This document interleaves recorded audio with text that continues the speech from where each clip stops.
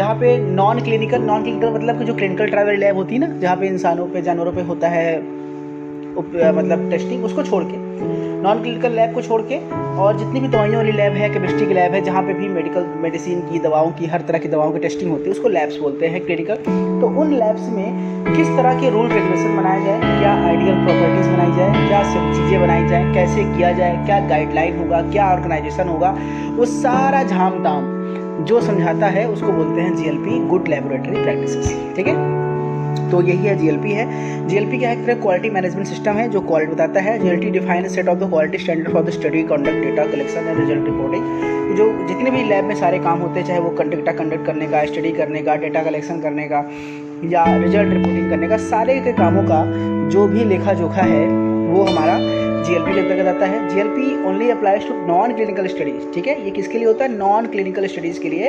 And testing which are conducted for the assessment of the safety and efficacy of किसी भी chemical की safety, efficacy या testing के लिए उसको हम यूज करते हैं। ठीक है, the main purpose of GLP to ensure the promote safety, consistency, high quality, high responsibility, reliability, chemical in the process, non clinical and laboratory testing. ठीक है, कि जो GLP होता है वो उसका मेन काम है कि लैब टेस्टिंग के दौरान हमारी सेफ्टी हो, अब रिजल्ट में कंसिस्टेंसी हो, हाई क्वालिटी की टेस्टिंग हो, रिलायबिलिटी यानी भरोसेमंद हो और आसानी से उसमें हम कर सकें। ठीक है, ये GLP में के अंतर्गत हम लोग medical devices, food food packaging, colour, इनका भी यूज हम इसके अंदर कर सकते हैं।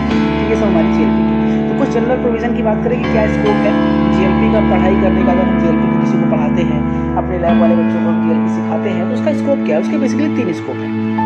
पहला scope, good laboratory practices should be applied to non-clinical safety testing of the test items contained in pharmaceutical products, pesticide products, cosmetic products, veterinary drugs as well as food additives and industrial chemicals। समझ में आ गया? यानी ये कहाँ apply होता है, non clinical safety के लिए में सारे चीज़ों को देखा जाए तो पेस्टिसाइड प्रोडक्ट में, कॉस्मेटिक प्रोडक्ट में, वेटनरी प्रोडक्ट में, एडिटिव में, सभी के केस में इसकी टेस्ट यूज किया जाता है। दूसरा, these test items are mostly synthetic chemicals having natural और biological origin। ठीक है, इसमें बेसिकली हम लोग सिंथेटिक या नेचुरल या बायोलॉजिकल ओरिजिन के केमिकल्स का ही यूज करते हैं। And the purpose of testing क्या होता है कि हम उसकी प्रॉपर्टी को, सेफ्टी को बढ़ा सके और ह्यूमन हेल्थ को इंक्रीज कर सके। ठीक है, तो ऑब्जेक्टिव क्या है, इसके भी 3 ऑब्जेक्टिव भी हैं। जैसे आपका 3 स्कोप था, उसे 3 ऑब्जेक्टिव भी है। लक्ष्य है, क्यों बनाते हैं GLP, क्यों करते हैं GLP। तो GLP provides the data submitted are accurate from the results which are obtained during the course of the study. यानी पूरे स्टडी के दौरान किसी भी ड्रग के जो डेटा हमको मिल रहा है उसकी स्टडी करना, उसकी टेस्टिंग करना, ये सबसे इंपॉर्टेंट काम होता है, पहला स्कोप। दूसरे, हम इसके ऑब्जेक्टिव की बात करें फ्रेंड, दूसरा ऑब्जेक्टिव है डेटा ऑब्टेन इज ट्रेसेबल होता है, इसको हम आसानी से ट्रेस कर सकते हैं, पता लगा सकते हैं उसका। और तीसरा होता है there is an international acceptance of test, और GLP का जो टेस्ट है वो इंटरनेशनली मान्य होता है। ठीक है, अब बात करने जा रहे हैं हम लोग ऑर्गेनाइजेशन एंड पर्सनल की, यानी कि जो GLP के जो काम होता है किसी भी इंडस्ट्री में, GLP के अंतर्गत या लैब के अंतर्गत कितने तरह के लोग आते हैं।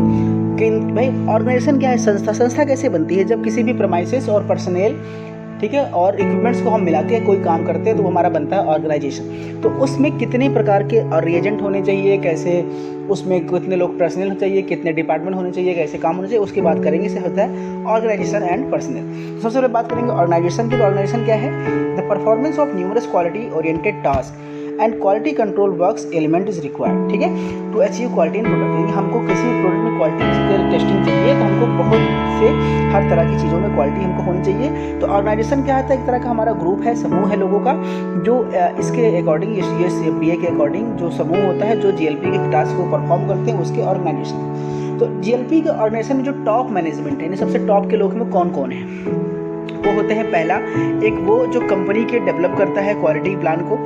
ठीक है, जो कंपनी का गोल डिसाइड करता है कि हमें ये करना है, वो करना है। दूसरा, to develop company quality objective, जो कंपनी के क्वालिटी ऑब्जेक्टिव को डिसाइड करते हैं वो टॉप मैनेजमेंट में होते हैं। To design organisation structure, organisation कैसे होगा, कितने लोग काम करेंगे, कितने लोग किसके अंडर में रहेंगे, कितने डिपार्टमेंट होंगे, जिसका जो डिसाइड करता है।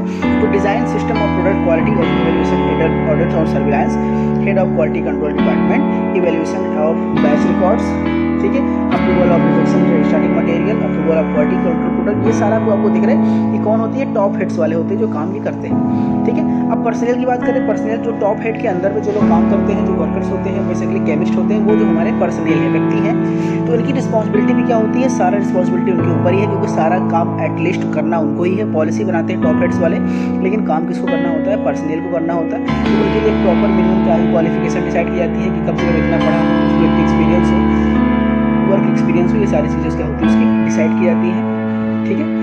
फिर उसमें जो डायरेक्टर होता है वो डिसाइड करता है किसको कौन सा काम दिया जाता है, ये सब चीज़ें होती हैं पर्सनल में, ठीक है। आगे बात करें हम लोग, अगर पर्सनल को हम लोग कौन कौन सी फैसिलिटीज़ देते हैं जो हमारा पर्सनल काम कर रहे हैं, पैरामेडिकल जो पीरियडिक मेडिकल एग्जामिनेशन हो रहा है, जो पर्सनल हैं उसमें कौन कौन सी उनको फैसिलिटीज़ दी जाती है, या फिर पूरे लैब के दौरान हम कौन कौन सी फैसिलिटीज़ दी जाती है, वो बेसिकली कौन कौन सी फैसिलिटीज़ हैं। पहला, location of laboratory must be such that it free from noise so as to avoid disturbance while conduction of study, यानी कि हमारा लैब ऐसी जगह पे होना चाहिए, थोड़ा शहर से दूर, जहाँ पे शांति हो, जहाँ पे भीड़ भाड़ ना हो, क्राउड ना हो, शोरगुल ना हो, जिससे हमारा टेस्टिंग करने में कोई भी दिक्कत ना आए।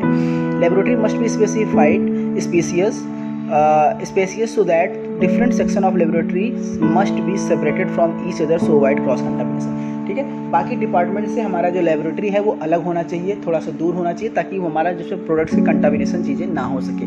For archival of storage and retrieval of all raw data and specimen must be reviewed having separate section and sufficient space having limited access to authorized person, यानी कि जब लैब में कोई भी सैंपल आता है टेस्टिंग करने के लिए, तो टेस्टिंग करने से पहले उसके पास इतनी लैब में इतनी स्पेस होनी चाहिए कि हर तरह के सैंपल को वो कलेक्ट कर सके और उसको प्रॉपर स्पेस में रख सके, ठीक है। For administration supervision and direction of testing facility should having sufficient space, सही बात है, पर्याप्त जगह होनी चाहिए ताकि वहाँ पे टेस्टिंग भी हो सके, सुपरविजन भी हो सके, वहाँ पे ऑफिस का काम भी हो सके, टेबल कुर्सी भी लग सके, एडमिनिस्ट्रेशन भी हो सके, सिग्नेचर पेपर वाले काम भी हो सके, सारे काम के लिए प्रॉपर स्पेस होना चाहिए। For locker, shower, toilet, washroom, ये सब फैसिलिटी भी किसी भी आपके जेल लैब के अंदर होनी चाहिए। सेपरेट एरिया होना चाहिए, अगर कोई स्टरलाइज मीडिया हम बना रहे हैं, ग्लासवेयर का यूज़ कर रहे हैं, उसके लिए एक सेपरेट एरिया होना चाहिए, ठीक है। पूरा एरिया जो वॉल है, फ्लोर है, वो पूरी तरह से प्रॉपर वेंटिलेटर होना चाहिए, जिसमें हवा से प्रॉपर पास होती रहे और जम्स और डस्ट बाहर निकलते रहे, ठीक है। उसमें सीवेज प्लांट के साथ उसका इंस्टॉलेशन भी प्रॉपर होना चाहिए ताकि गंदा पानी बाहर निकलता रहे, ठीक है। ये सब चीज़ें प्रॉपर फैसिलिटी रिक्वायरमेंट हमारे जीएलपी के अंतर्गत किसी भी लैब को चलाने के लिए चाहिए होती है, ठीक है। और भी कुछ ऐसे floor must be improvise and washable, यानी फ्लोर ऐसा हो कि उसको धुल सको, आसानी से वॉश कर सको, ड्राई कर सको, ठीक है। बिल्डिंग जो होनी चाहिए वो रेजिस्टेंट फायर रेजिस्टेंट मटेरियल का बना हो, यानी आग लगने पर हानि कम से कम हो, ठीक है। ये चीज़ें आपकी टेस्टिंग के लिए फुल फैसिलिटी 16 है, कोई भी आप 5, 6, 7, 8 याद कर लीजिएगा, आपके लिए काफ़ी होगा। आगे बात करते हैं एनिमल केयर फैसिलिटीज़, मतलब जो एनिमल हाउस बना होता है उसमें भी कौन कौन फैसिलिटी रखनी है, तो वो भी आपके सामने पूरा ये डिटेल है, आप इसको यहाँ से देख करके लिख सकते हैं। अब बात करेंगे इक्विपमेंट्स की कि लैब में जीएलपी के अंतर्गत कौन कौन से इक्विपमेंट होते हैं, तो ढेर सारे इक्विपमेंट्स होते हैं, उपकरण होते हैं, जिसका प्रॉपर कैलिब्रेशन होना बहुत ज़रूरी है समय समय पर उन सारे इंस्ट्रूमेंट का, ठीक है।